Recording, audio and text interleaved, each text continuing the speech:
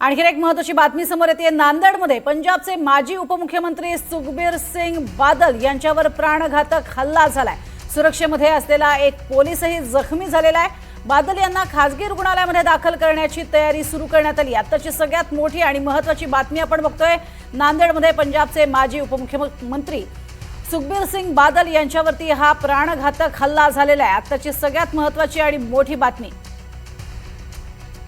हे दृश्य आपल्याला बघायला मिळतात। ज्या ठिकाणी हल्ला झाल्यानंतर त्यांना आता दाखल करण्यात आलेलं आहे रुग्णालयात। अधिक माहिती घेऊयात योगेश लाटकर आमचे प्रतिनिधी आपल्या सोबत आहेत। योगेश, नेमकं काय घडलंय या ठिकाणी?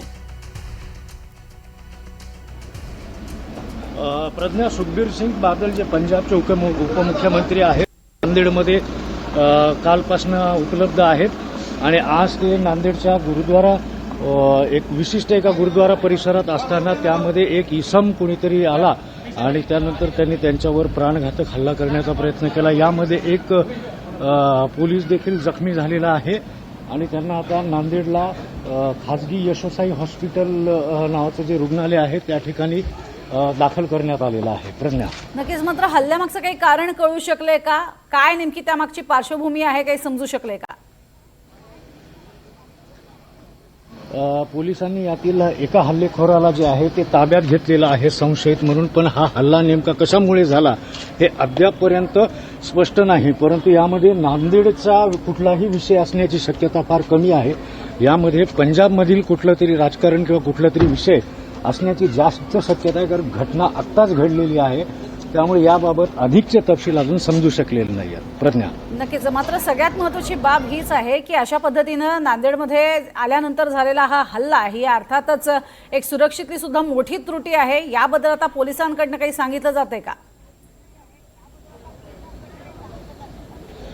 प्रज्ञा, सगळ्यात पहिले पोलिसांनी एका संशयिताला ताब्यात घेतला आणि त्यानंतर जे उपमुख्यमंत्री जखमी आहेत त्यांना रुग्णालयात दाखल करणे यासाठी पहिले प्राधान्य देण्यात आलं आणि बादल यांच्यासोबत पंजाब राज्याची सुरक्षा देखील आहे आणि बादल हे इथं सर्वांना भेटत होते आणि या दरम्यान ही घटना घडली। परंतु आता याच्या मागची कारणमीमांसा जी आहे ती पोलिसांची दुसरी टीम करत राहील, परंतु सगळ्यात पहिले उपमुख्यमंत्री जे आहेत त्यांच्या तब्येतीकडे लक्ष दिलं जाणार आहे आणि समांतर दुसरी एक टीम जी आहे ती या संपूर्ण प्रकरणाकडे तपासाकडे लक्ष देणार आहे। प्रज्ञा, नक्कीच, तुर्तास धन्यवाद या संपूर्ण माहितीसाठी योगेश। तर आपण बघतोय की ही एकीकडे झालेला प्रचंड मोठा असा हा हल्ला आहे, त्यांना रुग्णालयामध्ये दाखल सुद्धा करण्यात आलेला आहे आणि अगदी काहीच दिवस म्हणजे अगदी काल सुद्धा सुखबीर सिंग बादल आणि पंतप्रधानांची एक महत्त्वाची भेट झालेली होती।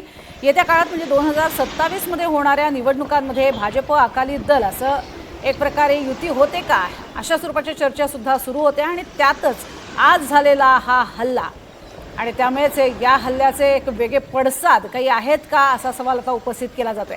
हल्ले करणारी व्यक्ती नेमकी कोण आहे, त्याला ताब्यात घेण्यात आले अशी माहिती सध्या आपल्यापर्यंत येते आहे। मात्र ही सुरक्षेतली सुद्धा मोठी त्रुटी आहे का असा सवाल एकीकडे उपस्थित होतोय, कारण एकीकडे नांदेडमध्ये झालेला हा हल्ला आहे। नांदेडमध्ये खरं तर गुरुद्वारा या ठिकाणी अनेक जण दर्शनासाठी येत असतात।